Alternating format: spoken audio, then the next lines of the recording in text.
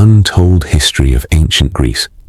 Myths, power, and lost civilization. Thousands of years ago, across the blue waters of the Mediterranean, a civilization was born that would transform the way humans think, create, fight, and understand the world. This civilization was ancient Greece. When we look at the modern world today, many ideas that shape our lives, democracy, philosophy, science, theatre, architecture, and politics, have roots that reach back to the ancient Greek world. But the true story of ancient Greece is much more than the tales of heroes, gods, and legendary warriors. Behind the famous myths was a world filled with ambition, war, forgotten cities, lost civilizations, and struggles for power that shaped human history forever. The story of ancient Greece began in a time when humans looked at nature and the universe with wonder and fear. To the ancient Greeks, lightning was not simply a natural event. It was the weapon of Zeus, the king of the gods. The endless waves of the sea were not just water. They were the power and anger of Poseidon, the god of the ocean. The sun, war, love, wisdom, and even death were connected to powerful divine beings. The Greeks created stories about gods because they were trying to understand the world around them. But behind these myths was a real society of farmers, warriors, kings, traders, and thinkers who were fighting to survive and build something greater. Ancient Greece was not a single united country. It was a collection of hundreds of independent city-states known as polis. Each city-state had its own government, laws, army, traditions, and identity. Some became powerful through trade. Others became famous through military strength. Among the greatest were Athens and Sparta.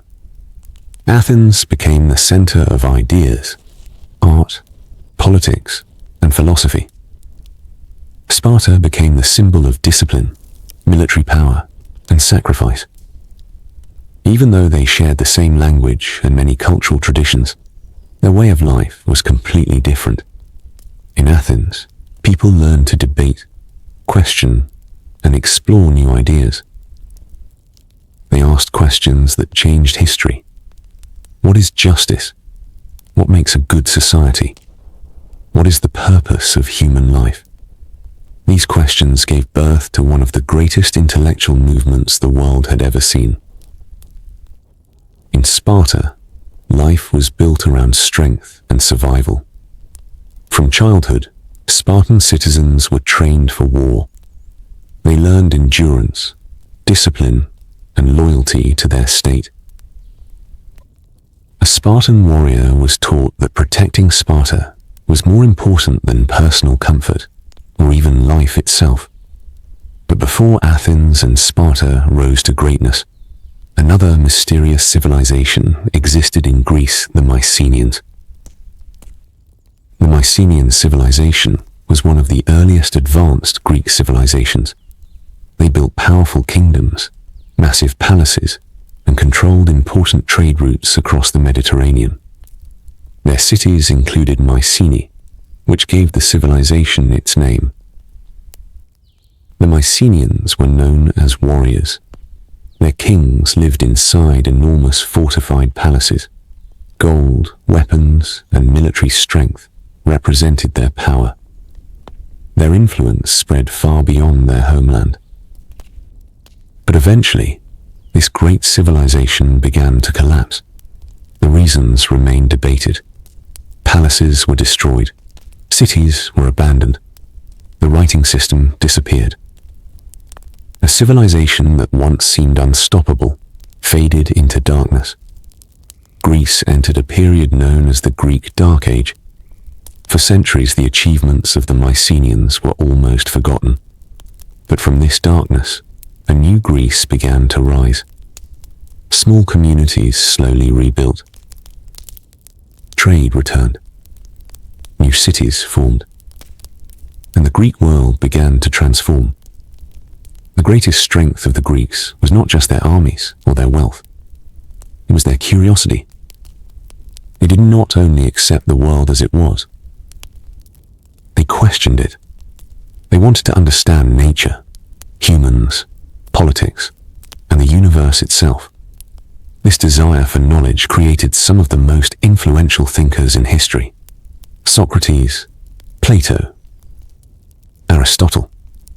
Their ideas would influence philosophy, science, and politics for thousands of years. But Greece was not only a land of thinkers, it was also a land of conflict.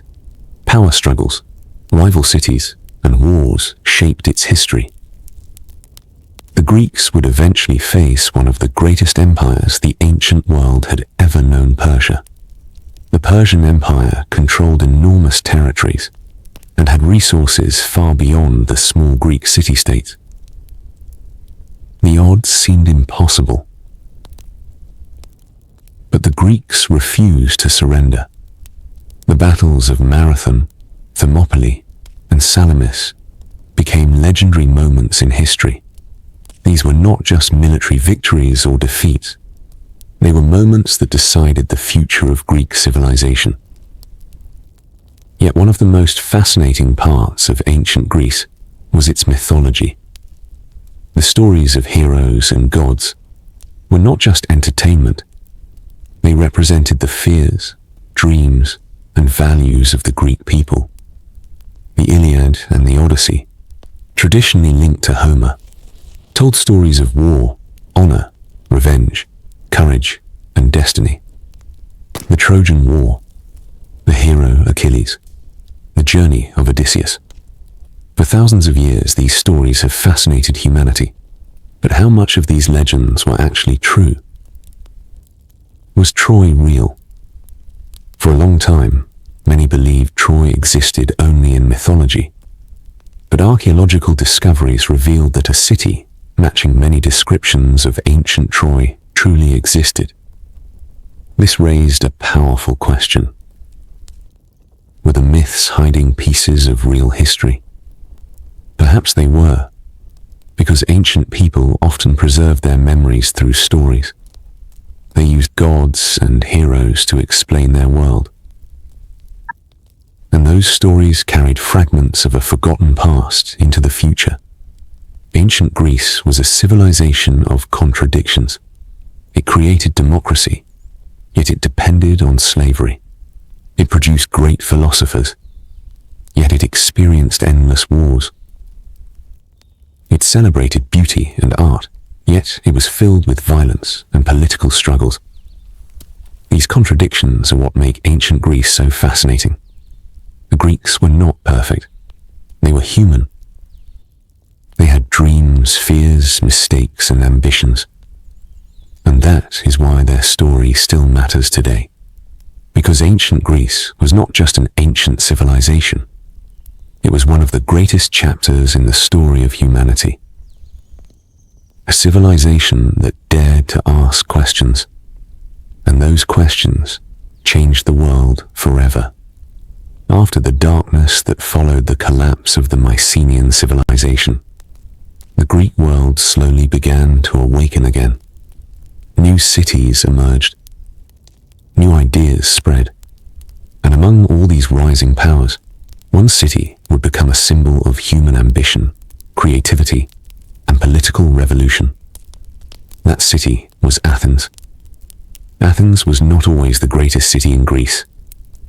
In its early days, it was just another small settlement competing for influence. But something happened in Athens that changed the course of history forever. The people of Athens began to question a simple but powerful idea. Who should control the future of a society? A single king, a group of nobles, or the people themselves? This question would lead to the birth of one of the most famous political experiments in human history: democracy. But the road to democracy was not peaceful. Athens was a city divided by wealth and power. The richest families controlled land, government, and justice. ordinary farmers and workers had little influence. The poor often fell into debt. Some even lost their freedom because they could not repay what they owed. The gap between the powerful and the powerless continued to grow. And when a society becomes divided, conflict is never far away. Athens needed change. The first major reformer to challenge the old system was Solon. Solon was a wise lawmaker who believed Athens could only survive if it created fairness. He introduced reforms that reduced the power of the wealthy elite. He cancelled many debts and changed some laws that had punished ordinary citizens. But Solon understood something important. Changing laws was not enough. A society needed balance, because if one group had all the power, conflict would eventually return. However, Athens still struggled. The old elites wanted control. The people wanted greater influence. And from this tension came another powerful figure, Pisistratus. He became the ruler of Athens as a tyrant. The word tyrant today has a negative meaning, but in ancient Greece it simply meant someone who gained power outside the traditional system. Pisistratus ruled Athens with strong authority. He built projects, supported culture, and helped make Athens wealthier. But his rule also showed a major weakness. Athens was still dependent on one person's power. The question remained, could Athens create a system where citizens themselves controlled the state? The answer came from Cleisthenes. Around 508 BCE, Cleisthenes introduced reforms that transformed Athens. He created a new political structure where more citizens could participate in government. This became known as democracy. But ancient Athenian democracy was very different from the modern world. Only adult male citizens could participate. Women, foreigners, and enslaved people were excluded. So while Athens created a revolutionary idea, it was still a society with serious limitations. Citizens gathered in assemblies. They debated laws. They voted on decisions. For the first time, ordinary citizens had a direct role in politics. The idea that people could govern themselves was something new. And this idea would influence civilizations thousands of years later. But Athens was not growing in isolation. Across the Greek world, another great power was rising: Persia. The Persian Empire was one of the largest empires the ancient world had ever seen. Its territories stretched across vast regions, from Asia Minor to Egypt and beyond. Its armies were enormous. Its resources were immense. To many, Persia seemed unstoppable. But Greece was divided. The Greek city-states often fought each other. Athens and Sparta competed for influence. Many believed the Greeks could never unite against such a powerful enemy, but history would prove them wrong. When Persia invaded Greece, the Greek city-states faced a choice: fight together or fall separately. One of the most famous battles was the Battle of Marathon. The Persian army landed near Athens, expecting an easy victory. But the Athenian forces surprised the world. The Greek soldiers fought with discipline and strategy. Against the odds, Athens defeated Persia. This victory became a symbol of courage. But the conflict was far from over. Years later, the Persian king Xerxes launched an even larger invasion. This time, the Persian army was enormous. Thousands upon thousands of soldiers moved toward Greece. The Greeks needed time to prepare. And that is where one of history's most famous battles took place. Thermopylae. A small group of Greek warriors, led by King Leonidas of Sparta, stood against the Persian army. The battle became legendary. The Spartans and their allies knew they were unlikely to survive. But they chose to fight. Their sacrifice became a symbol of resistance. They showed that courage was not measured by victory alone. The Persian invasion continued. But Greece refused to surrender. The final turning point came at sea.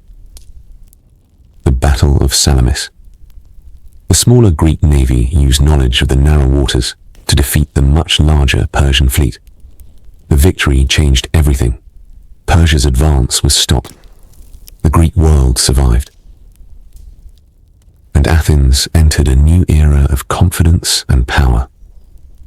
After the Persian Wars, Athens became stronger than ever. It created an alliance of Greek cities known as the Delian League. Officially, this alliance existed to protect Greece from future Persian attacks. But over time, Athens became the leader. And eventually, the alliance began to look more like an empire. Athens used the resources of its allies to build a powerful navy. Trade expanded. Art flourished. Architecture reached new heights. This period became known as the Golden Age of Athens. It was an era of incredible achievement. The Parthenon was built. Theatre became a major cultural force. Philosophy developed rapidly. Athens became the intellectual center of the ancient world. But behind this greatness was a growing problem. Power creates enemies. Sparta and other Greek cities feared Athens was becoming too powerful. The old rivalry between Athens and Sparta grew into something much larger. A conflict that would shake the entire Greek world. A war between two different visions of civilization. Athens believed in naval power, trade, and democracy. Sparta believed in military strength, tradition, and discipline. Stage was set. The Greek world was about to enter one of its most devastating conflicts. A war that would decide who would control Greece. The Peloponnesian War. The rise of Athens had created something extraordinary.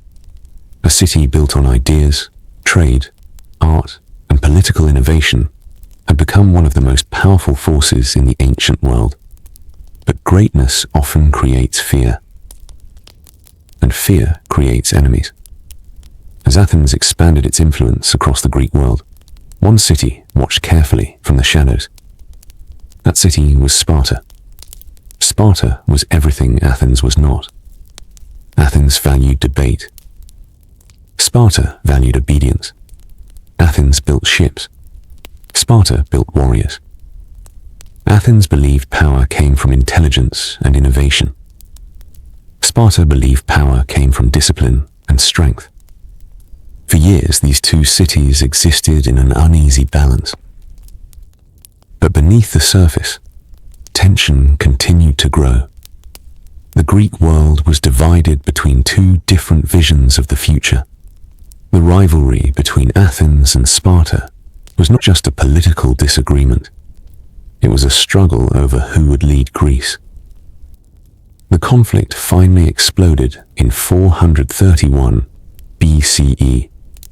The Peloponnesian War began. It would become one of the most destructive wars in ancient history. The war was not a simple battle between two armies. It was a conflict that involved almost every major Greek city-state. Athens controlled a powerful navy. Sparta controlled the strongest land army in Greece. Both sides believed they had the advantage. Athens had confidence because its walls protected the city. The famous Long Walls connected Athens to its port, Piraeus. These walls allowed Athens to receive supplies by sea, even when enemies surrounded the city. The Athenian strategy was simple. Avoid a major land battle. Use the navy, control trade, wear Sparta down over time. Sparta had a completely different strategy. It wanted to destroy Athens' farmland, and forced the Athenians to fight. Spartan armies invaded Attica, the region around Athens. They burned fields and destroyed villages. But Athens refused to fight on Sparta's terms. The people of Athens moved behind their massive walls. They believed their navy would eventually bring victory. At first, the plan seemed successful. But then something unexpected happened. A disaster struck Athens. A deadly plague entered the crowded city. Thousands of people became sick. The disease spread quickly because so many citizens were living together inside the walls.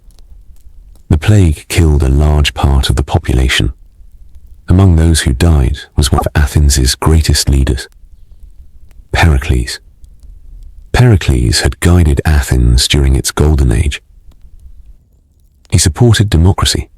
He encouraged art and philosophy. He helped build some of Athens' greatest monuments. His death was a devastating blow.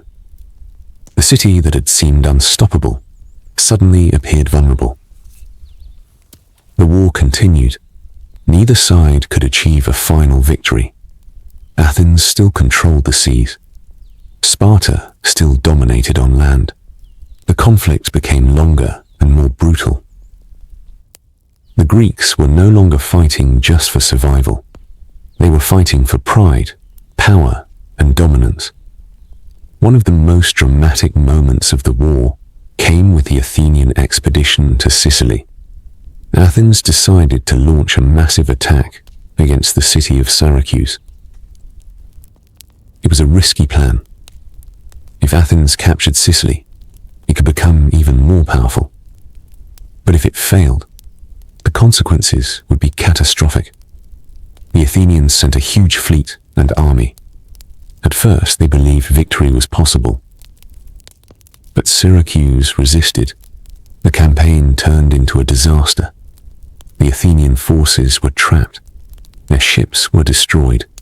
Their soldiers were captured or killed. One of the greatest military powers in Greece suffered one of its worst defeats. The loss weakened Athens dramatically. Sparta saw an opportunity. With support from Persia, Sparta built its own navy. The balance of power began to shift. The war that Athens once believed it could win was slipping away. Inside Athens, political chaos grew. Some citizens questioned democracy itself. They believed strong leadership was needed. Others feared that abandoning democracy would destroy the values Athens had fought for. The city became divided. And a divided society is often a weak society. After years of fighting, Athens finally faced defeat. In 404 BCE, Sparta entered Athens as the victor. The powerful Athenian navy was destroyed. The walls that had protected the city were torn down. The empire Athens had built collapsed. Sparta had won. But victory came with a cost. The entire Greek world was exhausted. The war had destroyed resources, weakened cities, and created deep hatred among Greeks. Sparta now became the dominant power. But ruling Greece proved much harder than defeating Athens. Sparta struggled to control its allies. Its strict military system was not designed for managing a large empire. And new challenges emerged. Other Greek cities began resisting Spartan influence. The balance of power continued to change. The great irony of the Peloponnesian War was that no one truly won. Athens lost its empire. Sparta gained power. But Greece as a whole became weaker. The endless conflicts between Greek city-states had damaged the civilization from within. The Greeks had spent generations fighting each other. And while they fought, another power was watching. A kingdom from the north. A kingdom that many Greeks considered backward. A kingdom that would soon change everything. Macedon. Its ruler would rise to become one of the greatest conquerors in history.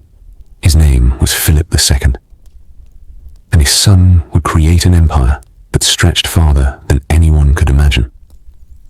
His name was Alexander. The age of independent Greek city-states was coming to an end. A new chapter of history was about to begin. The Greek world had been weakened by decades of war. Athens had lost its empire. Sparta had gained power but struggled to maintain control. The city-states that once created great ideas, powerful armies, and magnificent cultures were now divided and exhausted. For centuries, Greece had been fighting itself. But while the Greeks looked south toward their old rivalries, a new power was rising in the north. Macedon. To many Greeks, Macedon was not considered a true part of the Greek world. Its people spoke a Greek-related language and shared many traditions, but southern Greeks often viewed them as outsiders. They saw Macedon as a land of warriors and kings, not philosophers and citizens. But this kingdom would soon prove that it was far more powerful than anyone expected. The transformation of Macedon began with one extraordinary ruler, Philip II. When Philip became king in 359 BCE, Macedon was not a dominant power. It was surrounded by enemies. The kingdom was unstable. Its army was not organized like the famous forces of Sparta. But Philip understood something important. A great nation needed more than courage. It needed strategy, organization, and innovation. Philip completely transformed the Macedonian army. He introduced new weapons and new methods of warfare. His greatest innovation was the Macedonian phalanx. Unlike the traditional Greek phalanx, Macedonian soldiers used extremely long spears called sarissas. These weapons allowed soldiers to attack enemies from a greater distance. The formation became a moving wall of deadly force. Philip also improved cavalry tactics. He created a more balanced army that combined infantry, cavalry, engineers, and siege weapons. For the first time, Macedon had a military machine capable of defeating the greatest armies of Greece. But Philip was not only a warrior, he was also a politician. He understood that Greece could not be controlled by force alone. He used diplomacy, alliances, and marriage to expand Macedonian influence. Slowly, city after city fell under Macedonian power. Athens and other Greek states became increasingly concerned. They remembered the independence they had fought so hard to protect. Many Greeks saw Philip as a threat. One of Philip's strongest opponents was the Athenian politician and speaker Demosthenes. He warned that Macedon was becoming too powerful. He gave famous speeches urging the Greeks to unite against Philip. But Greece was too divided. The old rivalries between city-states remained stronger than the desire for unity. Eventually, Philip defeated the combined Greek forces at the Battle of Chaeronea in 338 BCE. This battle changed history. The age of independent Greek city-states was over. Philip now controlled Greece, but instead of destroying Greek culture, he planned to use it. He created the League of Corinth, bringing the Greek states together under Macedonian leadership. His goal was not only to rule Greece. He wanted to launch an invasion against the Persian Empire, the same empire that Greece had fought against generations earlier. But before Philip could begin his great campaign, history took a sudden turn. In 336 BCE, Philip II was assassinated. The kingdom needed a new ruler, and that ruler was only 20 years old. His name was Alexander III of Macedon. History would remember him as Alexander the Great. From the beginning, Alexander was different. He was not just a soldier. He was deeply influenced by Greek culture and philosophy. According to tradition, he was educated by Aristotle, one of the greatest thinkers in history. From Aristotle, Alexander learned about science, politics, literature, and philosophy. He admired the stories of Greek heroes, especially Achilles. Alexander believed he was destined for greatness, but becoming king at such a young age was dangerous. Many enemies believed Macedon would collapse without Philip. Rebellions began. Alexander reacted quickly. He moved with incredible speed and destroyed opposition before it could grow. Within a short time, he secured control over Greece. Now he could continue his father's dream, the invasion of Persia.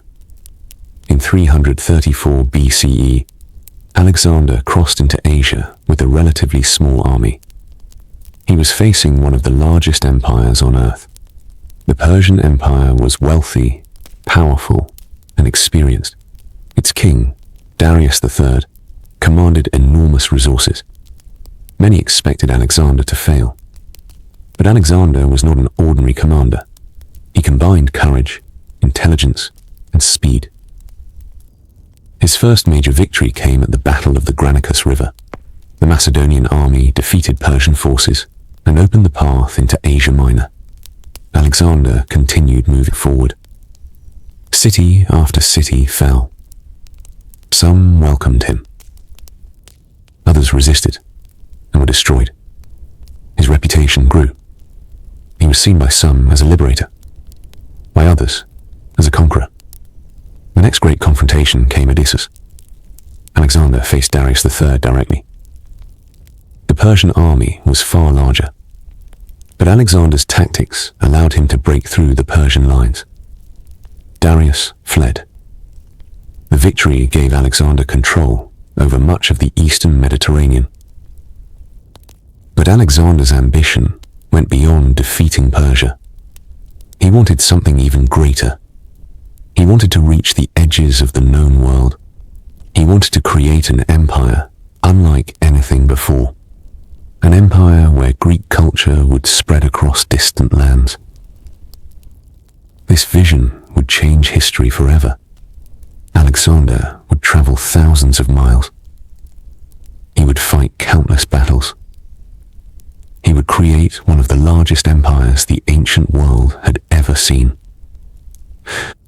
But his greatest victories would also create new problems, because conquering the world is easier than controlling it. And Alexander's journey was only beginning. When Alexander became king of Macedon, he inherited more than a throne. He inherited a dream. His father, Philip II, had created the strongest army in Greece and prepared the way for a massive invasion of the Persian Empire. But Alexander had something even greater than his father's plans. He had ambition. At only 20 years old, Alexander was about to begin a journey that would change the history of the world forever.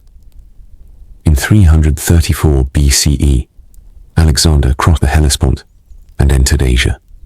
Behind him was Greece. Ahead of him was the Persian Empire. The Persian Empire was enormous. It stretched across thousands of miles and controlled some of the richest lands on earth. Its armies were experienced. Its cities were wealthy. Its rulers believed no one could defeat them. But Alexander believed something different. He believed that speed, strategy, and determination could overcome even the greatest obstacles. His first victories came in Asia Minor. Many Greek cities in the region had been under Persian influence for years. Alexander presented himself as a champion of Greek freedom. Some cities welcomed him, others resisted. But wherever Alexander went, the world learned the same lesson. The young Macedonian king was not just a warrior. He was a military genius. His next major challenge came at the Battle of Issus. Here, Alexander finally faced the Persian king himself, Darius III. The Persian army was massive. It stretched across the battlefield like an endless sea of soldiers. Many commanders would have been afraid, but Alexander saw opportunity. He noticed weaknesses in the Persian formation. Instead of waiting, he attacked directly. Leading from the front, Alexander charged toward Darius's position. The Persian king panicked. When Darius fled, the Persian army lost confidence. Alexander had won a victory that seemed impossible. But defeating Persia was not the end. It was only the beginning.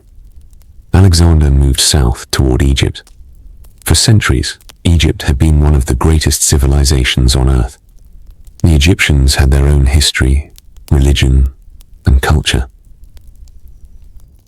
When Alexander arrived, many Egyptians welcomed him because they saw him as a better alternative to Persian rule. In Egypt, Alexander was declared a ruler and connected himself with the traditions of the ancient kingdom. There he founded a city that would become one of the most important centers of knowledge in the ancient world, Alexandria. This city would later become famous for its library, scholars, and scientific achievements. Alexander continued east. His goal was clear: destroy the Persian Empire completely. The final great battle between Alexander and Darius came at Gaugamela in 331 BCE. This was one of the most important battles in history. The Persian army was larger. The battlefield had been carefully prepared. Darius believed he had every advantage, but Alexander had something different. He had a plan. The Macedonian army used discipline and movement to break Persian lines. Alexander once again led his cavalry directly towards the enemy command. Darius escaped. But this time, Persia was finished. The great empire that had ruled for generations collapsed. Alexander entered Babylon. Then he entered Persepolis, the magnificent Persian capital. For many, this was the moment when Greece had defeated its greatest enemy. But Alexander's ambitions were changing. He no longer wanted to be only a Greek conqueror. He wanted to become the ruler of a new world, an empire that combined Greek and Eastern cultures. This idea was revolutionary. Many conquerors destroyed the cultures they defeated. Alexander often did something different. He adopted local traditions. He respected some customs. He encouraged Greek culture to mix with the cultures of Egypt, Persia, and Central Asia. This created what became known as the Hellenistic world, a world where Greek language, art, and ideas spread across enormous regions. But Alexander's dream came with challenges. His own soldiers began to question him. They had marched thousands of miles. They had fought countless battles. They wanted to return home. But Alexander wanted to continue. He wanted to reach India. In 326 BCE, Alexander crossed into the Indian subcontinent. There he faced one of his most difficult battles. The Battle of the Hydaspes. His opponent was King Porus, who commanded a powerful army, including war elephants. The elephants frightened many Macedonian soldiers. But Alexander adapted. After a difficult battle, he defeated Porus. Instead of humiliating him, Alexander admired his courage. He allowed Porus to continue ruling as his ally. This showed another side of Alexander. He was not only a destroyer, he was also a builder. But his greatest enemy was not another army. It was exhaustion. After years of marching and fighting, His soldiers refused to go farther. They had reached the edge of their endurance. Alexander had conquered more territory than almost any person before him, but his empire was becoming impossible to manage. Eventually, he turned back. The journey home was brutal. Thousands of soldiers suffered during the return.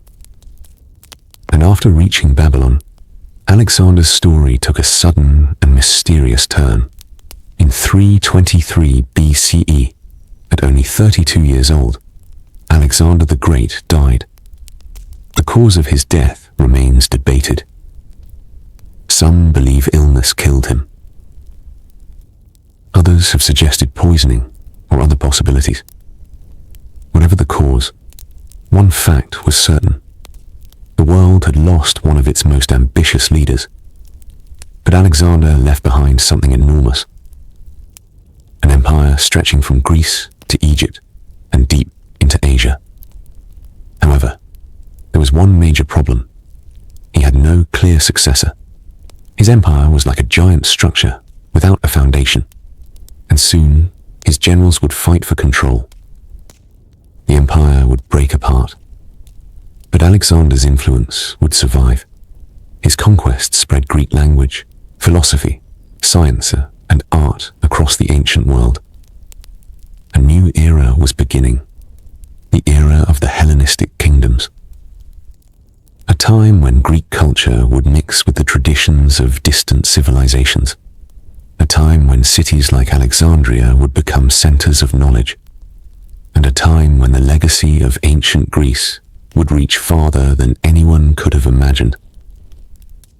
When Alexander the Great died in 323 BCE, the world entered a new and uncertain era. The man who had conquered an empire larger than anything Greece had ever imagined was gone. He left behind a massive territory stretching from Greece and Egypt all the way to the borders of India. But Alexander left behind another problem. Who would rule his empire? Alexander had no adult heir capable of taking control. His generals, known as the Diadochi, looked at the empire and saw opportunity. They had fought beside Alexander. They had shared his victories. Now they wanted his power. The result was a series of brutal conflicts that would reshape the ancient world. Alexander's empire did not survive as one united kingdom. Instead, it was divided into several powerful states. Three major kingdoms emerged: the Ptolemaic kingdom in Egypt, the Seleucid Empire in Asia, and the Antigonid kingdom in Macedonia. Each claimed to be the true successor of Alexander. Each wanted to continue his legacy. But instead of creating one world empire, they created a new age, the Hellenistic Age. This period was different from the Greece of Athens and Sparta. The old city-state system was no longer the center of the world. Now, enormous kingdoms ruled over millions of people from different cultures. Greek ideas traveled farther than ever before. The Greek language became a common language across much of the Eastern Mediterranean and parts of Asia. This language, known as Koine Greek, became a bridge between different civilizations. People who had once been separated by distance and culture could now communicate. The world was becoming more connected. One of the greatest symbols of this new era was Alexandria in Egypt. Founded by Alexander himself, Alexandria became one of the greatest cities of the ancient world. It was not only a center of trade, it was a center of knowledge. The Library of Alexandria became legendary. Scholars from different parts of the world gathered there to study mathematics, astronomy, medicine, geography, and philosophy. The city represented the meeting of many cultures. Egyptian traditions, Greek philosophy, Eastern knowledge, all combined into something new. the Hellenistic world produced some of the greatest thinkers and scientists in history. During this era, humans pushed the boundaries of knowledge. Mathematics advanced dramatically. One of the most famous mathematicians was Euclid. His work in geometry would influence education for thousands of years. Another brilliant thinker was Archimedes. He studied mathematics, physics, engineering, and inventions. His ideas about machines and forces were far ahead of his time. The Hellenistic world also transformed philosophy. Earlier Greek philosophers often focused on questions about politics and society. But after Alexander's conquests, the world had become larger and more uncertain. People searched for ways to find happiness and peace in a changing world. New schools of thought emerged. Stoicism taught that people should control their emotions and live according to reason. Epicureanism focused on finding happiness through simple pleasures and avoiding unnecessary suffering. These philosophies were not just theories. They were guides for living. They helped people deal with a world that felt bigger and more complicated than ever before.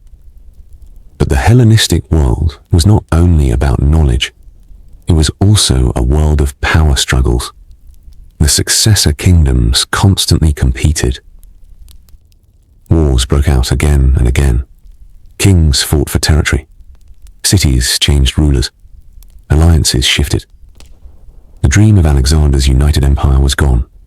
Instead, the ancient world became a battlefield of competing kingdoms. Meanwhile, another power was rising in the west: Rome. At first, Rome was only a growing city in Italy. The Greek world paid little attention to it. But Rome was disciplined, organized, and ambitious. Slowly, Rome expanded, and eventually it began to challenge the Hellenistic kingdoms. The relationship between Greece and Rome was complicated. Rome admired Greek culture. Roman leaders studied Greek philosophy. Roman artists copied Greek styles. Greek education became a symbol of sophistication. In many ways, Rome conquered Greece militarily, but Greece conquered Rome culturally. Greek ideas entered Roman society and later influenced the entire Western world. But before Rome fully took control, the Hellenistic kingdoms continued to shine. Their cities were filled with magnificent buildings. Their rulers supported art and science. Their scholars explored the mysteries of nature and the universe. This was a world where different civilizations met. And from this meeting came some of humanity's greatest achievements. But the power of the Hellenistic kingdoms was slowly fading. Internal conflicts weakened them. Political struggles damaged their strength. And Rome continued to grow. One by one, the Greek kingdoms fell under Roman influence. Finally, the last great Hellenistic kingdom, Egypt under Cleopatra, would disappear. The age of independent Greek power was coming to an end. But the story of Greece was far from over. Because even after losing political control, Greek ideas would survive. They would influence Rome. They would influence Christianity. They would influence science, art, philosophy, and government for centuries. The empire of Alexander disappeared, but his cultural legacy became immortal. The Greek world had changed forever. And the next chapter would reveal how Rome inherited the power of Greece while transforming it into something new. Rome and Greece. How the conquered became the conqueror's teacher. The story of ancient Greece did not end when its kingdoms fell. In fact, one of the greatest transformations in history was about to happen. Greece was losing political power, but its ideas were about to conquer the world.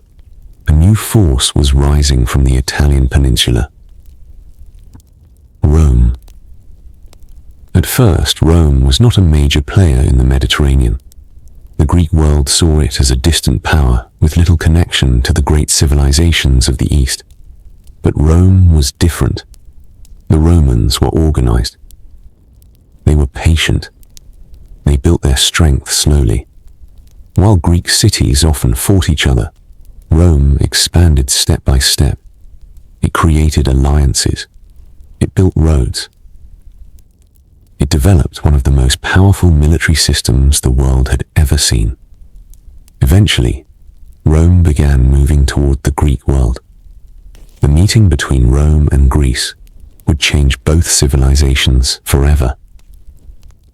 The first major conflicts came as Rome expanded into the eastern Mediterranean. The Greek kingdoms that had once followed Alexander's legacy were now weakened. They were divided by rivalries and internal struggles. Rome took advantage of this weakness. One by one, Greek territories came under Roman influence. In 146 BCE, Rome destroyed Corinth, one of the most important Greek cities. This moment became a symbol. The political independence of Greece was effectively gone. Rome had defeated Greece. But something unexpected happened. The conqueror became fascinated by the culture of the conquered. Roman soldiers and leaders entered Greek cities and discovered something extraordinary. The Greeks had created a world of philosophy, art, literature, mathematics, and science. The Romans realized that military victory was not the same as cultural superiority. They may have ruled Greece, but Greece had something Rome deeply wanted: knowledge. Greek philosophy became extremely influential among Roman thinkers. The works of Plato and Aristotle were studied. Greek teachers were brought to Rome. Roman children learned Greek language and literature. For wealthy Romans, Greek culture became a symbol of education and refinement. A Roman leader without knowledge of Greek culture was often considered incomplete. The Roman writer, Horace, later expressed a famous idea. Greece, though conquered her wild conqueror.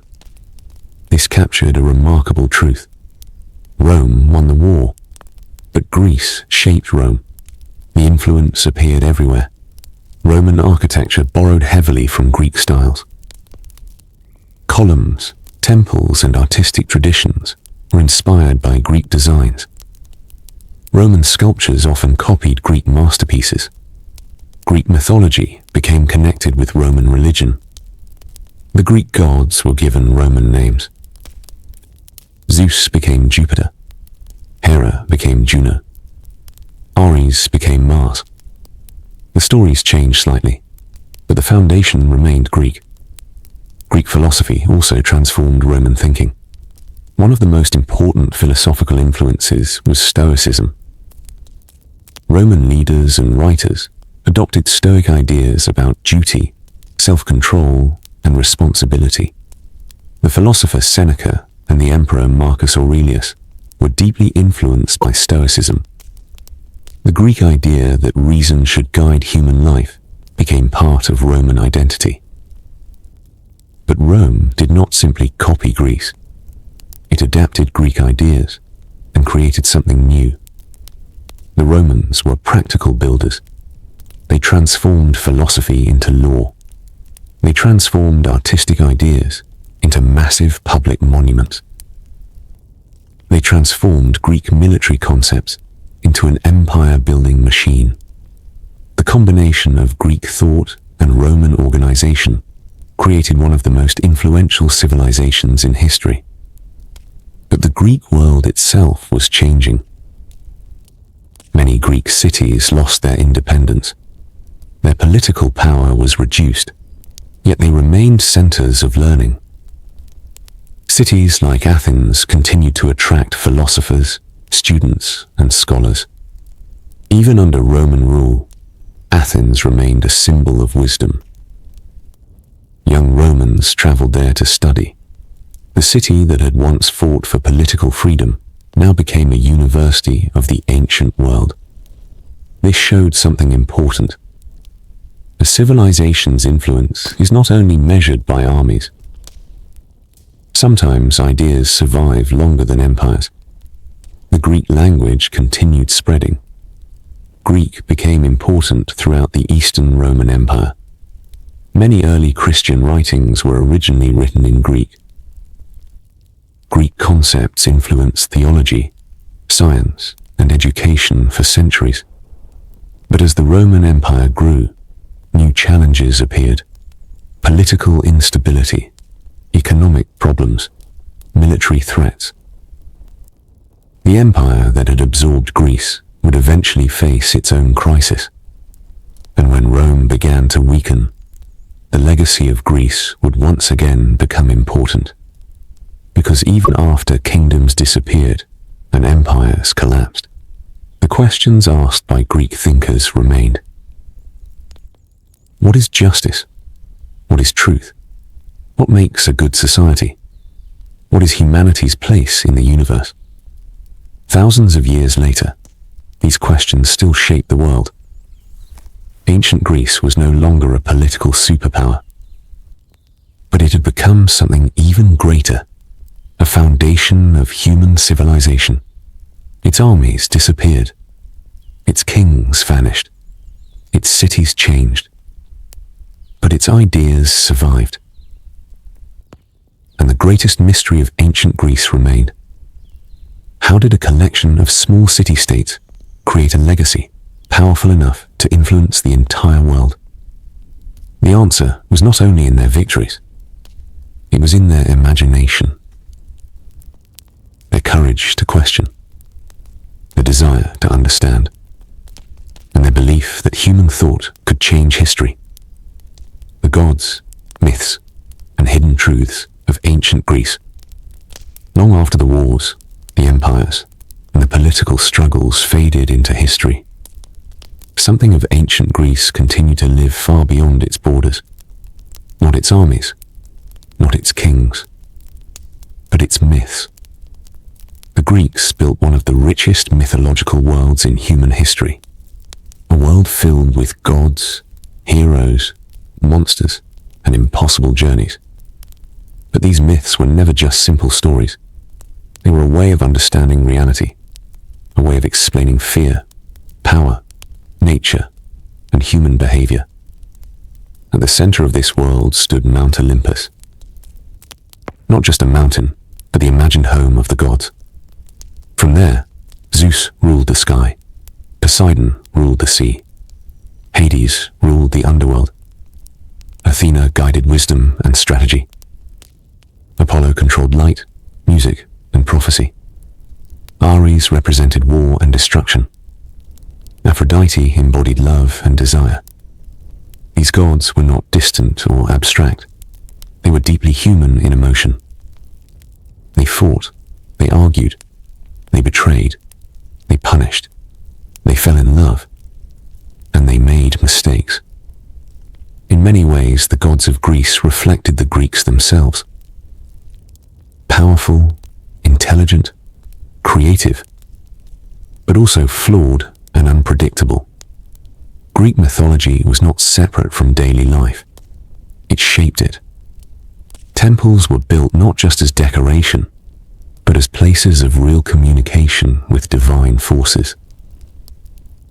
Sacrifices were made to gain favor from the gods. Festivals were held to honor them. Even politics and war were influenced by religious belief. But behind these myths lies something even more important: hidden truths about how the Greeks saw the world. Myths often preserved memories of real events, reshaped over time. Stories like the Trojan War may reflect actual conflicts between early civilizations. Heroes like Achilles and Odysseus may be symbolic representations of real warriors or leaders whose stories grew larger with time.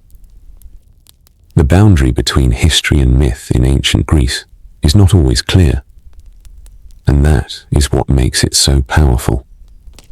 The Greeks did not separate imagination from reality the way modern thinking often does. For them, stories were a way to explain truth, even if they were not literally true.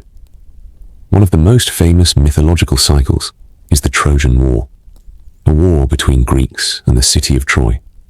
It begins with pride, betrayal, and divine interference.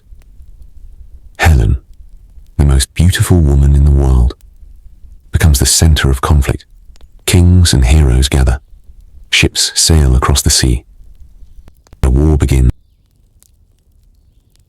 But stands Achilles, the greatest warrior, a man of unmatched strength and rage, but also a man bound by fate. And Odysseus, the clever strategist who represents intelligence over brute force. The story ends not just with victory, but with deception. The Trojan horse, a symbol that intelligence can defeat strength. For centuries, people believed this was pure myth, but archaeological discoveries revealed a surprising truth. There really was an ancient city that matches many descriptions of Troy. This discovery changed everything. It suggested that Greek mythology may contain fragments of real historical memory, not exact records, but echoes of forgotten events. Greek myths also reveal something deeper about human psychology. They explore fear, the fear of fate, the fear of the unknown, the fear of the gods' anger. They also explore ambition, the desire for power, the desire for glory, the desire to become more than human. This is why figures like Prometheus are so important. Prometheus stole fire from the gods and gave it to humanity, a symbol of rebellion, knowledge, and progress. But he is punished for it. This reflects a powerful Greek idea that knowledge has a cost, and ambition can lead to suffering. Another powerful theme in Greek mythology is fate. Even the gods could not always change destiny. Heroes could not escape their future. This idea shaped Greek thinking deeply. It created a sense of both wonder and limitation, that humans are powerful, but not all powerful. The Greeks used mythology not only to explain the world, but also to explore moral questions. What is justice? What is loyalty? What is betrayal? What is heroism? But mythology also had political meaning. City-states used myths to strengthen identity. Athens associated itself with Athena, the goddess of wisdom. Sparta linked itself to warlike values through Ares. Myths became tools of cultural identity. They united communities and justified traditions. Even Alexander the Great used mythology. He connected himself to heroes like Achilles. He believed he was part of a divine narrative. This shows how deeply myth and power were connected in Greek civilization. But as centuries passed, Greek mythology began to change. Philosophy grew. Science developed. People started questioning literal belief in gods. Thinkers like Socrates, Plato, and Aristotle began searching for natural explanations of the world. This did not erase mythology. Instead, it transformed it. Myths became symbolic, stories became cultural memory, and gods became metaphors for human experience. But even in the Roman world, Greek myths remained alive. They were retold, reshaped, and preserved. And today, thousands of years later, they still influence literature, art, psychology, and modern storytelling. Because Greek mythology was never just about gods. It was about humanity itself. Its strengths, its weaknesses, its fears, and its dreams. And this is the hidden truth of ancient Greece. Behind the temples and wars, behind the philosophers and kings, behind the myths and legends, there was always one central idea: to understand what it means to be human. And that question never disappeared. It continues even today. The lost knowledge of ancient Greece and the secrets of a forgotten world. As the centuries passed and empires rose and fell, much of ancient Greece slowly disappeared beneath layers of time. Cities were abandoned, libraries were lost, texts were destroyed, copied, rewritten, and sometimes forgotten completely. But what remained was extraordinary. Fragments of knowledge so powerful that they would later shape the entire course of human civilization. Ancient Greece was not only a world of myths and wars, it was also a world of knowledge. A civilization that tried to understand everything, from the movement of stars to the nature of the human mind. In Athens and other Greek cities, thinkers began asking questions no one had seriously asked before. What is matter made of? Why does nature behave the way it does? How should humans live? Can the universe be explained through reason alone? These questions created the foundation of philosophy and early science. One of the earliest thinkers was Thales. He suggested that everything in the universe comes from a single substance, water. Even if his idea was not scientifically correct, the method was revolutionary. He tried to explain nature without relying on God. This shift changed everything. Soon after, other thinkers expanded these ideas. Anaximander proposed that the universe had no single known origin, but came from something boundless. Anaximenes suggested air as the fundamental substance. These early theories may sound simple today, but they marked the beginning of rational thinking. Then came Pythagoras. He believed that numbers were the foundation of reality. For him, mathematics was not just a tool, it was the structure of the universe itself. This idea influenced centuries of scientific thought. In medicine, Hippocrates changed the way humans understood illness. He rejected the idea that diseases were caused by angry gods. Instead, he suggested natural causes. This was one of the earliest steps toward modern medical science. In philosophy, Socrates changed the direction of human thought entirely. He did not write books. Instead, he questioned everything. What is justice? What is truth? What is wisdom? His method was simple but powerful. Ask questions until assumptions collapse. This approach influenced generations of thinkers. His student Plato expanded these ideas. He imagined a world of perfect forms beyond physical reality, a reality that could only be understood through reason. Plato also wrote about politics, society, and justice, shaping ideas that would influence governments for thousands of years. Then came Aristotle, a thinker who tried to organize all knowledge. He studied biology, logic, politics, ethics, physics, and literature. His method was observation and classification. He believed knowledge should be based on careful study of the natural world.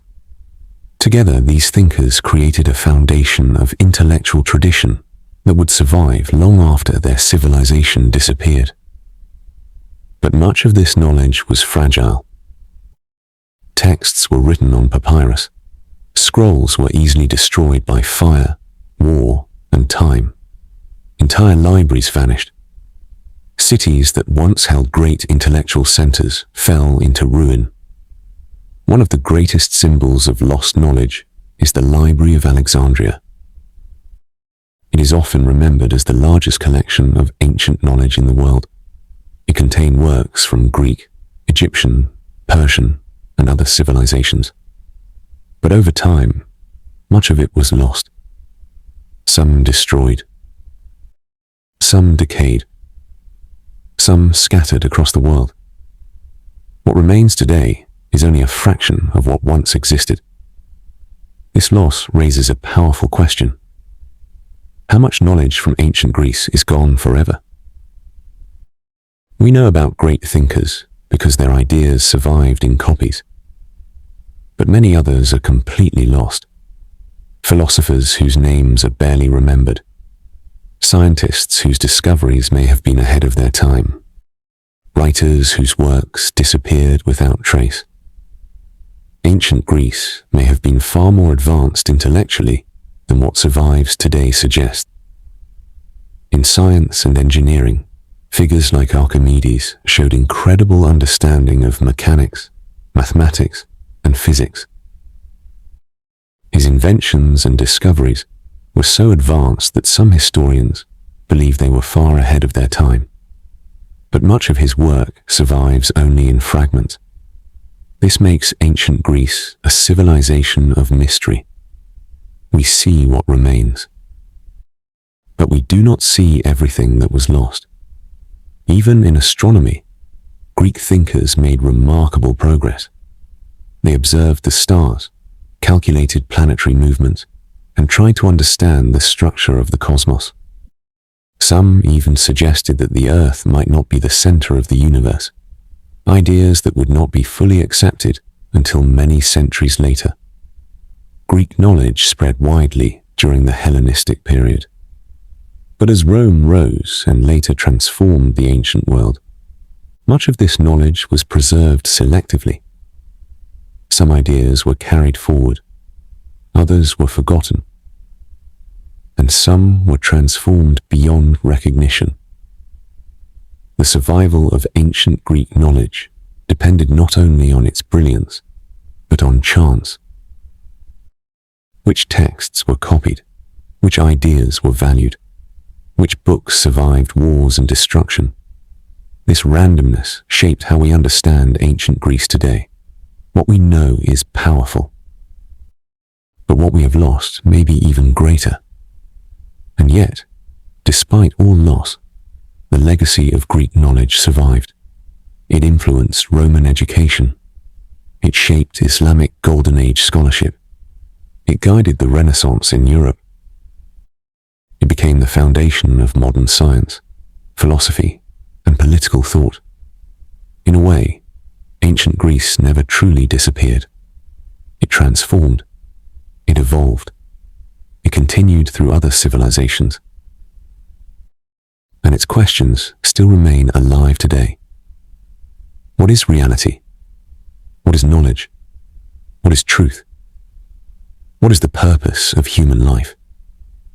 These are not just ancient questions. They are timeless, and they began in the minds of Greek thinkers thousands of years ago.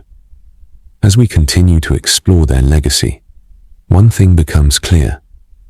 Ancient Greece was not only a civilization of the past, it was a civilization that still lives inside human thought. Legacy of ancient Greece, and how it still shapes our world today. When the political power of ancient Greece faded, it might have seemed like the story was ending. City-states lost their independence. Kingdoms collapsed. Empires rose and replaced them. But history does not end when a civilization falls. Sometimes it begins its most important phase afterward. Ancient Greece is one of the clearest examples of this. Because even after its cities were conquered, its ideas continued to spread, evolve, and shape the world in ways no army ever could. Greek civilization left behind something far more powerful than territory. It left behind a way of thinking. At the center of that legacy is philosophy. The Greeks were among the first to systematically ask questions about existence, knowledge, ethics, and reality. Socrates taught that wisdom begins with recognizing ignorance. Plato explored the idea that truth exists beyond what we see. Aristotle built systems of logic, science, and classification that influenced almost every field of knowledge. These ideas did not remain trapped in ancient Athens. They traveled through time. They were studied in Rome. They were preserved and expanded in medieval scholarship. They were rediscovered during the Renaissance. And they continue to influence modern education, science, and political thought. Another major legacy is democracy. Athens created one of the earliest known systems where citizens participated directly in decision-making. Even though Athenian democracy was limited and excluded many groups, its core idea was revolutionary. That political power should not belong only to kings or elites. Instead, governance could be shared. This idea became one of the foundations of modern political systems. Today's democratic institutions, elections, and civic rights all trace part of their intellectual origin back to ancient Greece. Greek influence is also deeply present in language. Many modern scientific, medical, and technical terms come from Greek roots. Words like biology, democracy, philosophy, astronomy, mathematics, and psychology all originate from Greek language and thought. Even the structure of modern education reflects Greek tradition. The idea of studying multiple disciplines, philosophy, science, literature, and mathematics, was central to Greek intellectual life. In science, Greek thinkers laid early foundations that would later evolve into modern understanding. They observed nature carefully. They attempted to explain natural phenomena without relying solely on mythology. They developed early models of physics, geometry, and astronomy. Even when their conclusions were not always correct by modern standards, their methods of inquiry were revolutionary. They replaced myth with reasoning. Another powerful legacy is literature and storytelling. Greek epics like the Iliad and the Odyssey shape the way stories are told across the world. Themes of heroism, fate, struggle, loyalty, and human weakness continue to appear in modern novels, films, and theatre. Greek drama introduced structured tragedy and comedy. These forms still influence modern theatre and cinema today. The concept of a tragic hero, a character whose downfall comes from both fate and personal flaw, originated in Greek storytelling. Greek art and architecture also left a lasting impact. The use of columns, symmetry, proportion, and balance became defining features of Western architecture. Temples inspired modern government buildings, museums, and monuments across the world. Even today, many national institutions use architectural styles inspired by ancient Greece. But perhaps the most important legacy is not something visible. It is intellectual curiosity. The Greeks believed that humans could understand the world through reason and observation. They believed that questions were more important than blind acceptance. They believed that thought itself could shape reality. This mindset became the foundation of scientific progress. But ancient Greece was not a perfect civilization. It contained contradictions. It celebrated democracy, yet practiced slavery. It valued knowledge, yet engaged in constant warfare. It produced great thinkers, yet lived in a divided political system. These contradictions are important because they remind us that civilizations are not simple stories of success or failure. They are complex human experiments, and ancient Greece was one of the most influential experiments in human history. Its influence did not stop with Rome. It passed through Byzantine scholars. It survived in Islamic Golden Age translations. It returned during the European Renaissance. It shaped Enlightenment thinking. It influenced modern science, politics, philosophy, and education. In many ways, we are still living in a world shaped by ancient Greece. When we debate democracy, we are continuing Athenian ideas. When we study science, we follow Greek curiosity. When we read philosophy, we walk paths first opened in Athens. When we build systems of law and governance, we echo ancient discussions about justice. Even modern storytelling still carries Greek structure and themes. The gods of Olympus may no longer be worshipped, but they still appear in literature, psychology, and popular culture. The questions raised by Greek thinkers remain unanswered in many ways. What is truth? What is justice? What is the meaning of life? These are not just ancient questions. They are human questions, and ancient Greece gave them their first structured voice. In the end, the true legacy of ancient Greece is not only what it created, it is what it started. A global conversation about humanity, knowledge, and existence. A conversation that has never stopped. And perhaps never will, because ancient Greece did not simply belong to the past. It became part of the foundation of the present. And in that sense, it is still alive today, not as a kingdom, not as an empire, but as an idea that continues to shape the world, even after everything that survives from ancient Greece, its philosophy, its myths, its wars, its art. There is still something unsettling about its history, because what we know is only a fragment, a carefully preserved fragment of something far larger. Ancient Greece did not leave behind a complete record of itself. It left behind pieces, and those pieces were chosen, copied, preserved, and filtered through centuries of survival, destruction, and rediscovery. That means one uncomfortable truth remains. We are not seeing ancient Greece as it truly was. We are seeing what managed to survive. Many voices were lost, not just individuals, but entire categories of thought. Countless writers, poets, historians, scientists, and philosophers existed whose works are gone forever.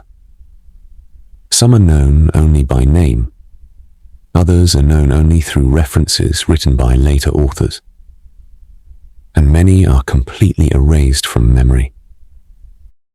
This creates a hidden Greece, a Greece that existed in parallel to the one we study today.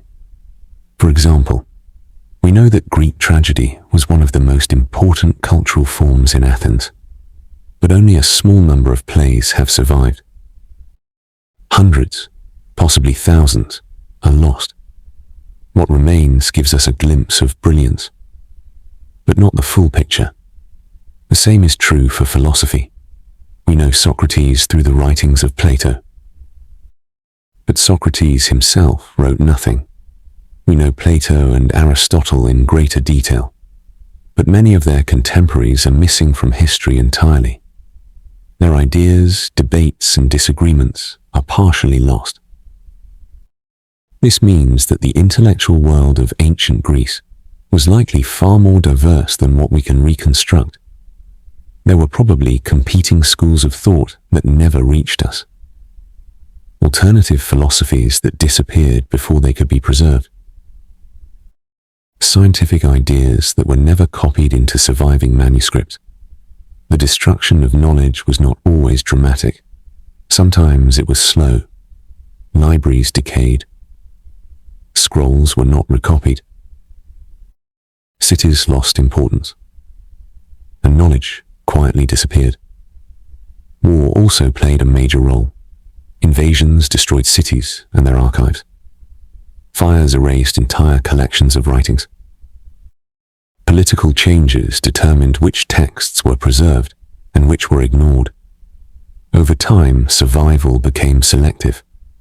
Some ideas were considered important and were copied repeatedly. Others were forgotten, simply because no one preserved them. This creates a distorted lens. The Greece we study today is partly shaped by chance, But there is another hidden truth. Ancient Greece was not one unified culture. It was a collection of many competing worlds. Athens is only one voice. Sparta is another. But there were hundreds of city-states, each with its own traditions, laws, dialects, and beliefs. Many of these smaller cities left almost no surviving record. Their stories are mostly lost. Their contributions are barely visible. We often imagine ancient Greece through the lens of Athens, because Athens preserved the most texts and became central to later Roman education. But Athens was not the whole story. It was only one part of a much larger civilization. Even religion and mythology were not uniform. Different regions had different versions of the same gods. Local myths varied widely. Some stories were popular in one city, but unknown in another. Over time, these variations were simplified into a unified mythology, but the original diversity is mostly gone. Another hidden layer of ancient Greece is its social structure. We know about philosophers, generals, and rulers, but the majority of the population, farmers, laborers, enslaved people, women, and foreign residents, rarely appear in surviving texts. Their voices are almost absent. Yet they formed the foundation of Greek society. Without them, cities could not function. Without them, armies could not march. Without them, philosophy and art could not exist. But history preserved mostly the voices of elite men. This is one of the greatest distortions in our understanding of ancient Greece. It was not just a world of great thinkers. It was a world of millions of ordinary lives that remain largely invisible. There is also a hidden scientific Greece that we only partially understand. We know about Archimedes, Euclid, and Pythagoras. But there were likely many other mathematicians, engineers, and natural philosophers whose works were lost. Some ancient sources suggest that Greek science may have reached levels of sophistication that we are only beginning to understand. But without surviving texts, much of this remains speculation. Another mystery lies in technological knowledge. The Greeks built remarkable structures, machines, and devices. Some mechanisms, like early analog computing devices, show surprising complexity. But we may never know how far their technological understanding truly went, because most technical writings did not survive. They were not considered important enough to copy repeatedly through centuries. So they vanished. And perhaps the most important hidden truth is this. Ancient Greece was not static. It was constantly evolving. Ideas changed over time. Beliefs shifted. Cities rose and fell. What we call ancient Greece is actually a long and complex timeline compressed into a simplified story. From early Mycenaean culture to classical Athens to the Hellenistic kingdoms, it was not one civilization. It was many civilizations layered on top of each other. Each one influenced the next. Each one preserved fragments of what came before. And each one lost something along the way. In the end, ancient Greece survives not as a complete picture, but as a mosaic. Broken pieces forming a powerful image, but never the full original design. And that is perhaps the most honest truth we can say. Ancient Greece is both known and unknown, preserved and lost, real and reconstructed.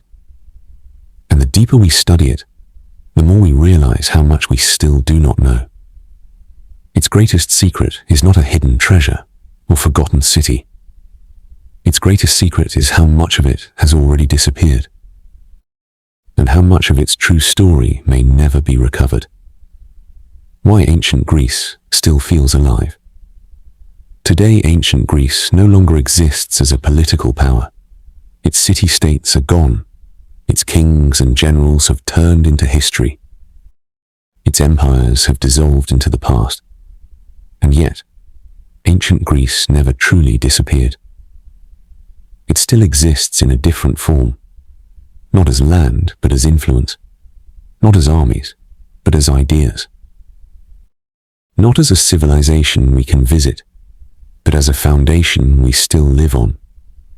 To understand why ancient Greece still feels alive today, we have to look beyond history as events. We have to look at history as inheritance. Because what Greece created was not limited to its own time. It built systems of thinking that continue to grow long after its cities fell. One of the most powerful inheritances is the idea of questioning everything. Before Greece, many cultures explain the world mainly through tradition or divine authority. The Greeks changed that direction. They asked, why? How? What if? That simple shift transformed human thinking forever. It led to philosophy. It led to science. It led to political theory. It led to education systems built on inquiry instead of memorization. Even today, when students are encouraged to think critically, analyze ideas, and question assumptions, they are following a path first shaped in ancient Greece. Another lasting presence is democracy. Modern democracy is not identical to Athenian democracy. It is more complex, more inclusive, and more structured. But the core idea remains connected, that power should not belong only to one ruler, that citizens should have a voice, that laws should be debated, not simply imposed. This idea began in a small city-state surrounded by ancient conflict, and now it shapes governments across the world. Greek philosophy also continues to live in modern ethics and reasoning. When people discuss justice, morality, rights, or the meaning of life, they are engaging in questions that Socrates once asked in the streets of Athens. When scientists search for natural explanations instead of supernatural ones, they follow a path influenced by early Greek thinkers. When logicians and mathematicians build structured systems of reasoning, they continue Aristotle's legacy of classification and logic. Greek influence is not something we observe only in books. It is embedded in the structure of modern thought. Even language carries the memory of Greece. Scientific terminology, political vocabulary, and academic language all contain Greek roots. Words that describe modern knowledge often trace back to ancient concepts. This shows how deeply Greek civilization shaped the framework of communication itself. Art and architecture also continue this legacy. The balance, proportion, and symmetry developed in Greek design still influence modern buildings. Government institutions, museums, and monuments around the world often reflect Greek architectural inspiration. Even in digital spaces and modern aesthetics, the idea of harmony and structure carries echoes of Greek artistic principles. But perhaps the most powerful reason ancient Greece still feels alive is not in systems or structures. It is in storytelling. Greek myths continue to be retold in books, films, games, and modern culture. Heroes like Achilles, Odysseus, and Hercules remain part of global imagination. These stories endure because they are not just ancient tales. They are reflections of human nature, struggle, pride, fear, love, ambition, failure, hope. Greek mythology survives because it speaks to emotions that never change. But there is something deeper still. Ancient Greece survives because it represents a turning point in human history. It is one of the earliest civilizations that tried to understand the world through reason rather than pure tradition. It asked questions that still have no final answers. It explored ideas that still shape global thinking. And it created a cultural memory that continues to influence how humanity defines itself. In a way, ancient Greece is not behind us. It is within us. Every time we debate ideas, build systems of governance, explore science, or question existence itself, we are participating in a long intellectual journey that began thousands of years ago. That is why ancient Greece feels alive. Not because it survived unchanged, but because it transformed into something larger than itself. It became part of human thought, part of global culture, part of the way we understand reality. And perhaps the most important truth of all is this: ancient Greece was never just a place in history. It was the beginning of a conversation that continues today, and will continue as long as humans keep asking questions. Ancient Greek mythology is often told as a collection of stories about gods, heroes, and monsters. But underneath these stories lies something deeper, a system of meaning, a symbolic language that reflects how the Greeks understood life, nature, and the human mind. The myths were not only entertainment, they were interpretation. They were an attempt to explain reality through imagination, and in many cases, they carried ideas that are still surprisingly relevant today. Take the story of Prometheus. Prometheus steals fire from the gods and gives it to humanity. On the surface, it is a myth about punishment and divine anger. But on a deeper level, it represents the birth of human progress. Fire becomes a symbol of knowledge, technology, and civilization itself.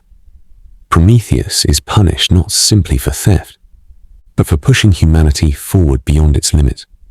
This reflects a powerful Greek tension. Knowledge is both a gift and a burden. Progress always comes with consequences. Another powerful myth is that of Icarus. Icarus flies too close to the sun after escaping captivity with wings made of wax. His wings melt, and he falls into the sea. This story is often interpreted as a warning against overconfidence, but it also reflects something more subtle: the desire to transcend human limits, the tension between ambition and restraint. The Greeks understood that greatness and destruction often exist close together. The myth of Sisyphus carries another deep meaning. Sisyphus is condemned to push a boulder up a hill for eternity, only for it to roll back down every time. At first, it appears to be a story of punishment, but philosophically, it raises questions about repetition, struggle, and meaning itself. Even in endless effort, there is a form of existence. The Greeks used mythology not to provide answers, but to explore uncertainty. Their myths often contain contradictions, because life itself is contradictory. Heroes are both noble and flawed. Gods are both powerful and emotional. Fate is both fixed and uncertain. This complexity is part of why Greek mythology continues to resonate today. But myths were not only philosophical, they were also political and cultural tools. Cities used myths to define identity and legitimacy. Athens associated itself with Athena, symbolizing wisdom and strategic intelligence. Sparta emphasized strength, discipline, and military power. Other regions created their own local mythological traditions, often blending older beliefs with new interpretations. Over time, these regional stories merged into a broader Greek mythology, but the original diversity is largely lost. What we now call Greek mythology is actually a curated collection shaped by centuries of storytelling, literature, and cultural selection. There are also myths we no longer fully understand. Some ancient symbols appear repeatedly in art and pottery, but their original meaning is unclear. Serpents, labyrinths, sacred animals, and ritual objects often carry symbolic significance that has been partially lost.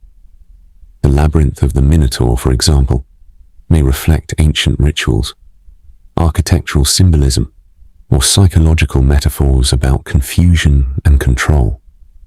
But its original meaning is still debated. This shows that mythology is not static. It evolves over time. And as it evolves, parts of its original meaning disappear. Another hidden layer of Greek mythology is its connection to human psychology.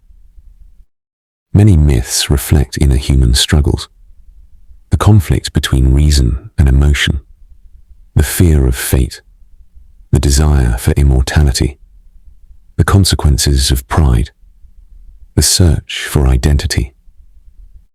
Modern psychology often finds parallels in these ancient stories, not because the Greeks understood psychology in a scientific sense, but because they observed human behavior deeply. They translated emotional truths into narrative form. There is also a symbolic connection between mythology and natural forces. Storms, earthquakes, seasons, and celestial events were often explained through divine actions. Zeus represented lightning and authority. Poseidon represented the unpredictable sea. Demeter represented agriculture and seasonal cycles. These myths created a structured way to understand the unpredictability of nature. In a world without scientific explanation, mythology provided meaning. But even as science emerged in ancient Greece, mythology did not disappear. Instead, the two coexisted. Philosophers like Plato sometimes used myths as metaphors. Even rational thinkers understood the power of symbolic storytelling. This blending of myth and reason is one of the unique features of Greek civilization. It shows that ancient Greece was not purely logical or purely mystical. It was both. And this balance is part of what made it so influential. As time passed, these myths traveled beyond Greece. They entered Roman culture. They were preserved in literature. They were rediscovered in the Renaissance. And they continue to be reinterpreted in modern storytelling. But perhaps the most important aspect of Greek mythology is this. It never tries to give final answers. Instead, it keeps questions open. What is fate? What is freedom? What is human limitation? What is divine power? These questions remain unanswered.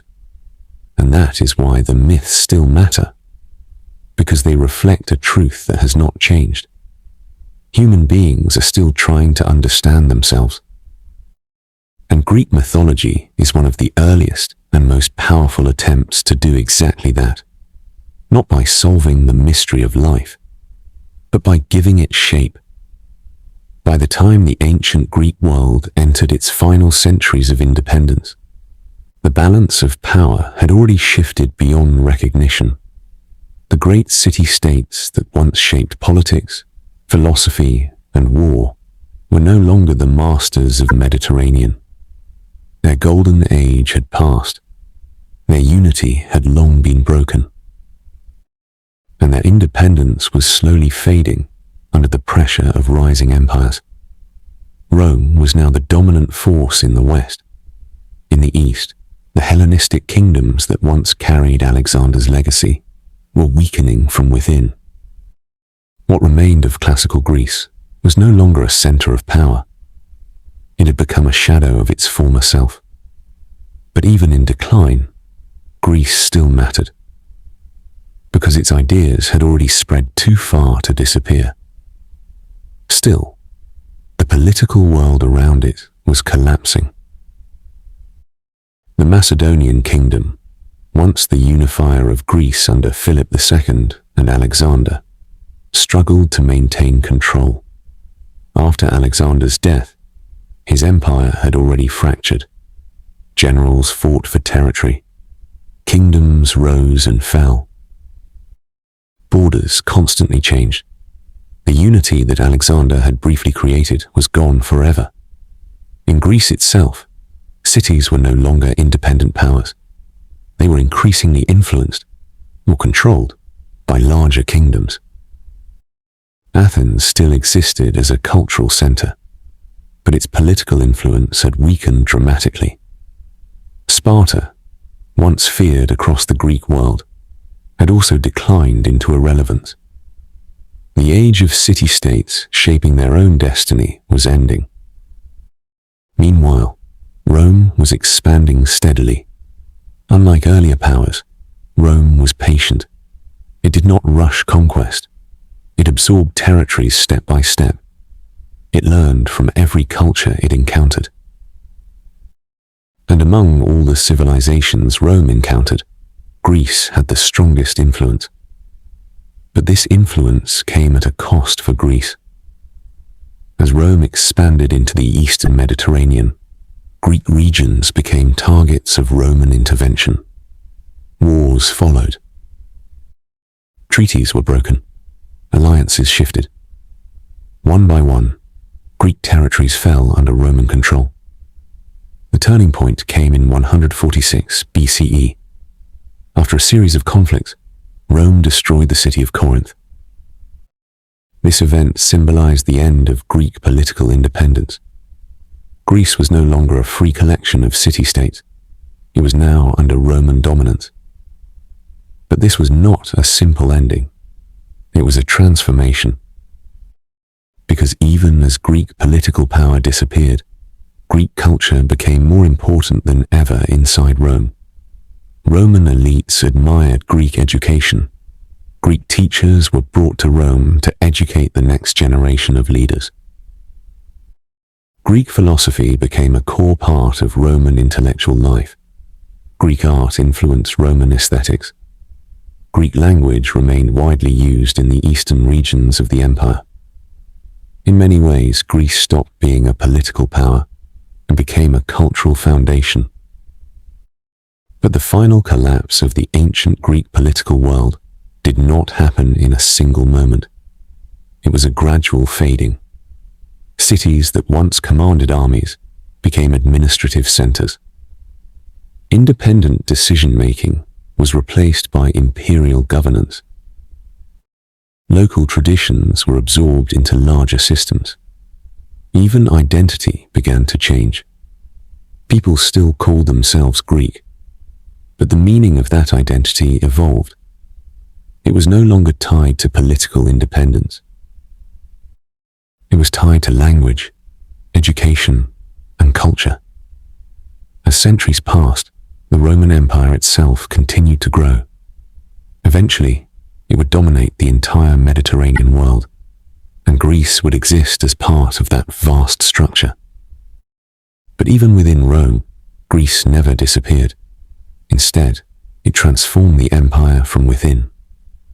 Greek thinkers, philosophers, and educators influenced Roman elites. Greek ideas about reason, ethics, and politics became embedded in Roman thought. Even Roman religion absorbed Greek mythology, merging gods and stories into a shared cultural system. So while Greece lost political control, it achieved something unusual in history. It conquered its conqueror culturally. But the end of classical Greece still carries a deeper meaning. It represents a shift in how civilizations evolve. Power is temporary. Political systems rise and fall. Empires expand and collapse. But ideas survive far longer than armies. The fall of classical Greece was not the end of Greek influence. It was the beginning of its transformation into something larger, a legacy that would pass through Rome, Byzantium, the Islamic world, the Renaissance, and and into modern civilization. By the time the ancient Greek political world disappeared, it had already achieved something irreversible. It had changed the way humans think. It had shaped the foundations of philosophy, science, politics, and art. And it had created a cultural memory that no conquest could erase. So the end of classical Greece was not truly an end. It was a transition, from independence to influence, from power to legacy, from history to foundation. And even as the ancient world moved forward into new empires and new eras, the voice of Greece never fully faded. It continued quietly, in books, in language, in ideas, and in the structure of human thought itself. When people think about the end of ancient Greece, they often imagine a clear moment where everything stopped, a final battle, a fallen city, a defeated people. But history rarely ends in a single moment. Ancient Greece did not vanish. It dissolved slowly into something larger, something more complex, and something far more enduring. Its final political independence faded under Roman rule. But its identity did not disappear. Instead, it changed form. What remained of Greece after its political collapse was not an empire. It was an echo that would continue to travel through centuries of human civilization. Under Rome, Greek culture did not die. It spread even further. Greek became one of the most important languages in the Eastern Roman Empire. Educated Romans studied Greek philosophy as a mark of intelligence and status. Greek teachers, scholars, and physicians were highly valued. In many Roman households, Greek was spoken alongside Latin. This created a world where Greek thought and Roman structure existed side by side. A powerful cultural fusion began to take shape. But even beyond Rome, Greek influence continued to evolve. As the Roman Empire changed, especially in its eastern regions, Greek language and culture became even more dominant. Eventually, in what we now call the Byzantine Empire, Greek would once again become the primary language of governance, scholarship, and religion. In that sense, Greece did not disappear after Rome. It transformed into a new identity within a new empire. But the legacy of Greece was not limited to political structures. Its intellectual influence was even more powerful. Greek philosophy became one of the foundations of medieval scholarship. Texts by Plato and Aristotle were studied, debated, and preserved by generations of thinkers. Their ideas traveled across cultures and civilizations. In the Islamic Golden Age, Greek scientific and philosophical works were translated, studied, and expanded upon. Mathematicians, astronomers, and philosophers built upon Greek knowledge and advanced it further. Later, during the European Renaissance, ancient Greek texts were rediscovered and reinterpreted. This rediscovery helped spark a new era of scientific and artistic transformation. Artists studied Greek proportions and beauty. Philosophers returned to Greek ideas of reason and ethics. Scientists revived the Greek spirit of inquiry and observation. In this way, ancient Greece did not simply influence one civilization. It became a continuous thread running through multiple eras of human development. But the echo of Greece is not only found in historical influence, it is also found in modern life itself. Modern education systems still reflect Greek foundations. Subjects like philosophy, mathematics, political science, and literature all trace part of their structure back to Greek thought. Modern democracy, though evolved and expanded, still carries the idea of citizen participation that began in Athens. Modern science continues the Greek tradition of questioning nature through observation and logic. Even modern language carries Greek roots in countless scientific and technical terms. But beyond systems and structures, there is something even deeper. Ancient Greece survives in how humans think. The Greek world encouraged a way of thinking that values questioning over acceptance, reason over assumption, inquiry over certainty. That mindset did not disappear with the fall of cities. It became part of global intellectual culture. And that is why Greece still feels alive. Not because it still exists as a nation, but because its ideas continue to shape the way humanity understands itself. There is also a symbolic reason why Greece continues to feel present in modern imagination. Greek mythology remains one of the most influential storytelling traditions in the world. Its characters and themes appear in literature, psychology, films, and art. Heroes like Achilles and Odysseus continue to represent timeless human struggles. Gods like Zeus, Athena, and Poseidon remain cultural symbols of power, wisdom, and nature. These myths survive because they express universal human experiences: ambition, fear, love, loss, power, destiny. These are not ancient emotions. They are human emotions, and Greek mythology captured them in a way that still resonates today. So when we speak of the last echo of Greece, we are not referring to a silent past. We are referring to a living present, a civilization that no longer exists physically, but continues intellectually, culturally, and symbolically. Even the ruins of Greece tell this story. Temples still standing under the sun, stone theatres that once held thousands of voices, broken columns that once supported centres of philosophy and politics. These are not just ruins. They are reminders that civilizations change, but their impact does not disappear. Ancient Greece is often described as ancient, but in reality, it is not truly distant.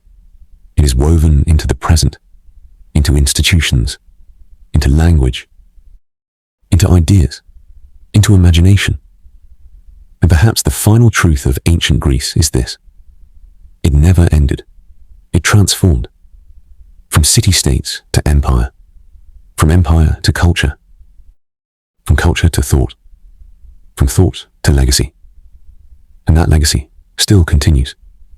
Quiet, invisible, but deeply present in the world today. At the end of this long journey through ancient Greece, one thing becomes clear. This was never just a story of a civilization that rose and fell. It was a story of transformation. Ancient Greece began as scattered city-states, divided by geography, politics, and constant rivalry. There was no single unified Greek empire in the early centuries. Instead, there were competing worlds sharing language, culture, and imagination. And yet, from this fragmentation came something extraordinary. Ideas that would outlast every king, every army, and every empire that followed. The Greeks did not leave behind a permanent political structure. They did something far more lasting. They created a framework for human thought. Across centuries, their world moved through many stages. The early mythological age, where gods explain nature and destiny. The classical age, where philosophy, democracy, art, and warfare reached their peak. The Hellenistic age, where Greek culture expanded across continents after Alexander the Great. And finally, the Roman era, where Greece lost political independence but gained cultural immortality. Each stage changed Greece. But each stage also preserved something essential from the past. What makes ancient Greece unique is not just its achievements. It is how deeply its ideas penetrated future civilizations. Very few ancient cultures shape the modern world so directly and so continuously. But to truly understand ancient Greece, we must move beyond admiration and look at it clearly. It was not a perfect civilization. It was filled with contradictions. It created democracy, yet excluded large parts of its population. It celebrated reason, yet believed deeply in myth and divine intervention. It produced great philosophers, yet lived in a world of frequent wars and political instability. It valued freedom in some cities, while maintaining systems of slavery in others. These contradictions are not weaknesses in the story. They are part of its reality. Because ancient Greece was not an ideal, it was a human civilization. And like all human civilizations, it was complex, imperfect, and evolving. But within that complexity, something remarkable happened. The Greeks began asking questions that had never been asked in the same structured way before. What is justice? What is knowledge? What is truth? What is the nature of existence? These questions did not disappear when the city-states fell. They traveled through time. They became the foundation of philosophy. They influenced science. They shaped politics. They guided education systems. And they continue to influence modern thought today. Even the myths of ancient Greece, often seen as simple stories, reveal deeper truths. They are not just tales of gods and heroes. They are symbolic expressions of human experience, struggle, ambition, failure, transformation, identity, fear, hope. In many ways, Greek mythology is a mirror of humanity itself. This is why it continues to survive in modern culture. Because it reflects something that never changes: human nature. And perhaps the most important realization of all is this: ancient Greece does not belong only to the past. It belongs to the present. And in many ways, it belongs to the future as well. Every time we debate ideas, question authority, explore science, or tell stories about human struggle, we are continuing a process that began thousands of years ago. The physical world of ancient Greece is gone. Its temples are ruins. Its political systems are history. Its wars are complete. But its intellectual and cultural presence is still active. It lives in language. It lives in education. It lives in law. It lives in philosophy. It lives in storytelling. It lives in the structure of how humans think about the world.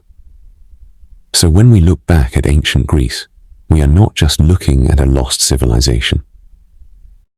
We are looking at a foundation, a beginning point of many modern ideas, a civilization that helped define what it means to be human in an intellectual sense. And that is the final understanding of ancient Greece. It was not simply a chapter in history. It was one of the starting points of human consciousness as we know it today. And as long as humans continue to ask questions, seek meaning, and build knowledge, the legacy of ancient Greece will never truly end. It will continue, quietly, constantly, and endlessly, not as an empire, not as a nation, but as an idea that refuses to disappear. Every story of history eventually reaches a point where the events stop unfolding, but the meaning continues. Ancient Greece is one of those rare civilizations where the ending is not really an ending at all, because what we call the end of ancient Greece was never a single collapse.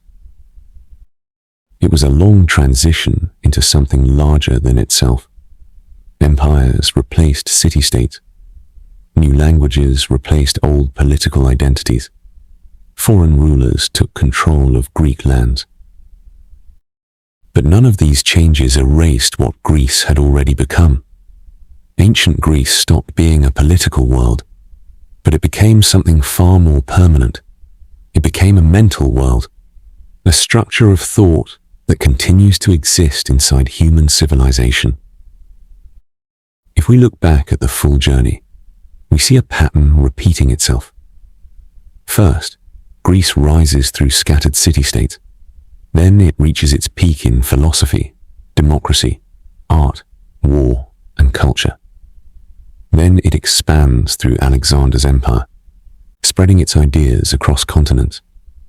Then it transforms under Rome, losing independence but gaining global influence. And finally, it dissolves into history, while its ideas continue moving forward. This is what makes ancient Greece different from many other ancient civilizations. It did not simply rise and fall. It multiplied itself through time. It entered other cultures. It merged with new civilizations. It survived by transformation, not by continuity. Even after Rome absorbed Greece, Greek thought did not disappear. It became part of Roman education. It influenced law, architecture, literature, and political theory. Later, it reappeared in Byzantine scholarship, where Greek language once again became central. Then it traveled through Islamic Golden Age scholars, who preserved and expanded Greek philosophy and science. Then it returned to Europe during the Renaissance, where it reshaped art, science, and human understanding. And today, it still lives inside modern systems of knowledge. This is not coincidence. It is continuity. But beyond influence, ancient Greece carries something deeper. It represents a turning point in human intellectual history.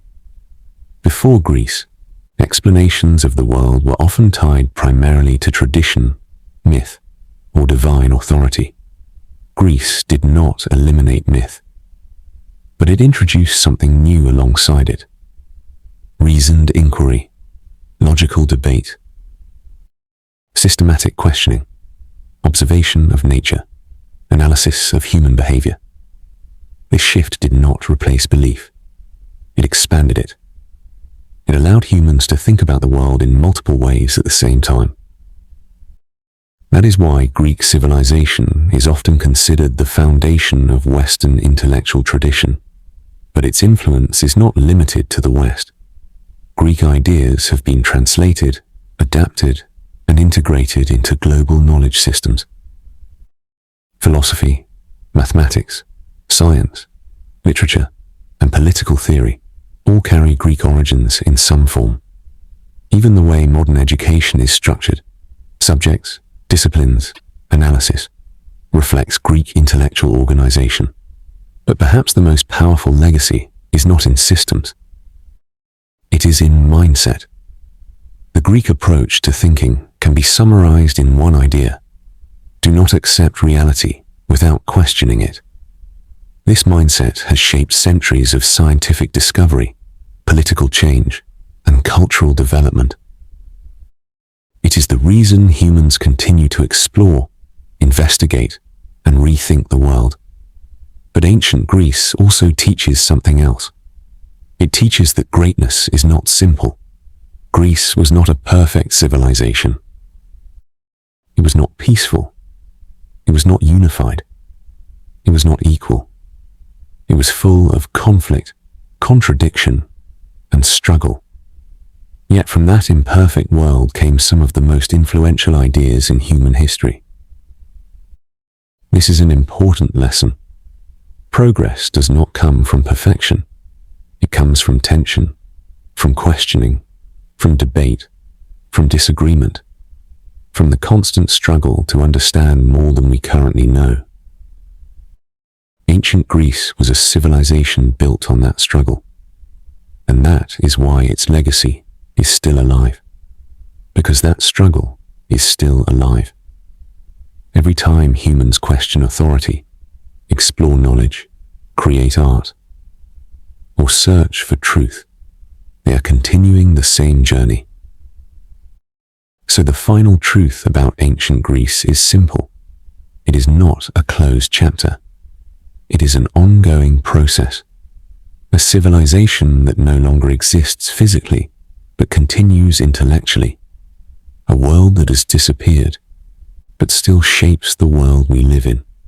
A past that has become part of the present, and a present that continues to carry its influence into the future. Ancient Greece is not gone. It has become part of how humanity thinks. And as long as thinking continues, Greece continues with it. Not as history, but as inheritance. Not as memory, but as foundation. Not as an ending, but as something that never truly ends.